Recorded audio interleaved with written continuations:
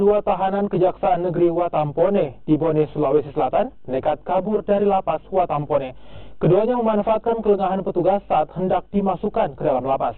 Dan hingga kini kedua tahanan tersebut masih belum tertangkap meski telah dilakukan pengejaran oleh aparat kepolisian.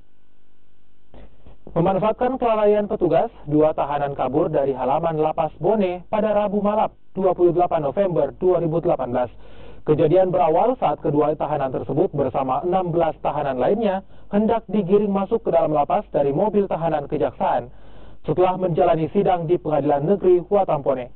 Diduga kedua tahanan tersebut berhasil kabur setelah melepaskan borgol dari tangan mereka. Meski sempat dilakukan pengejaran oleh petugas lapas dan polisi, kedua tahanan tersebut berhasil kabur.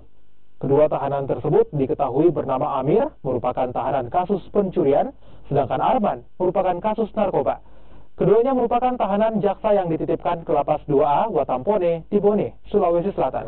Sebenarnya kejadiannya di luar lapas, kemudian diserah terimakan di lapas. Adapun terkait dengan bagaimana kejadian dari awal, kami pun belum mendapatkan informasi yang lengkap, karena kan ini yang bertanggung jawab memang dari kejaksaan, artinya yang masih mempunyai tanggung jawab kejaksaan dan kepolisian.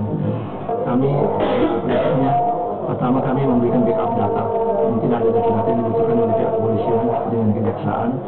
Yang kedua, kemarin juga telah dilakukan interogasi terkait dengan tahanan yang lain oleh pihak kepolisian. Kami serahkan sepenuhnya kepada pihak kepolisian bagaimana teknisnya. Kemudian kedua, kami juga berusaha dulu menenangkan keadaan di dalam